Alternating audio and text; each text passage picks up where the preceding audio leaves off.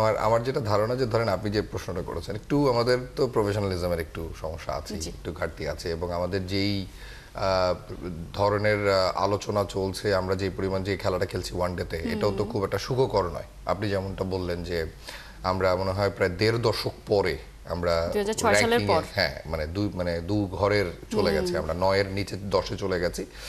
অবশ্যই একটা বার্তা তো বটেই, কিন্তু আপনি যদি আমাদের যেই আপকামিং ম্যাচগুলো রয়েছে ওয়ানডেতে সেগুলো যদি দেখেন, আমাদের অপোনেন্ট যদি দেখেন, আমরা হোমে ওয়েস্ট ইন্ডিজের সাথে খেলবো, হোমে আয়ারল্যান্ডের সাথে খেলবো, তারপর অবশ্য পাকিস্তান নিউজিল্যান্ডের সাথে খেলা রয়েছে, যেখানে ৬টা ম্যাচ খুবই ক্রুশাল ম্যাচ। তারপরও খেলাটা হোমে, এবং হোমে ওয়ানডেতে বাংলাদেশ ইজ অলওয়েজ স্ট্রং।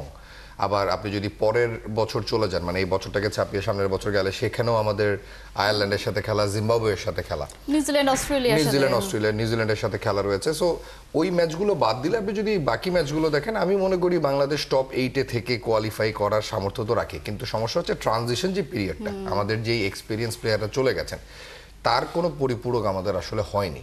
আপনি না সাকিবের কোনো রিপ্লেসমেন্ট দিতে পারবেন, তামিম ইকবাল নেই, আমাদের দুই ওপেনার লাস্ট ওয়ানডে সিরিজে ভালো করেছেন, টি-20তেও ভালো করেছেন, কিন্তু আপনি কি বলতে পারেন যে ওনারা তামিমের রিপ্লেসমেন্ট? না, সেটা তো ডেফিনেটলি না। সো তামিমে মুশফিকের রিপ্লেসমেন্ট বা ধরেন বাকি যারা রয়েছে, এই রিপ্লেসমেন্টগুলো যেটা তৈরি হয়নি, আপনি যে কনসার্নের জায়গাটা বলছেন, আমার মনে হয় সেটা অবশ্যই রয়ে গেছে। এবং মেহেদী হাসান মিরাজের হাতে সময় নেই, খুব দ্রুত নিজেকে তৈরি করতে হবে, নিজের দলটাকে তৈরি করতে হবে। আমি জানি না সেটা আসলে শান্তর সাথে কথা বলে কতটুকু তৈরি করতে পারবেন, কিন্তু বাংলাদেশের ক্রিকেটে একটা সংকটকাল তো অবশ্যই, যে এখন আমরা সরাসরি ওয়ানডে বিশ্বকাপ খেলবো কিনা এই টেনশন আমাদের করতে হচ্ছে। সো ডেফিনেটলি বাংলাদেশের ক্রিকেট নিয়ে ভাবার অনেক জায়গা রয়েছে। কোনা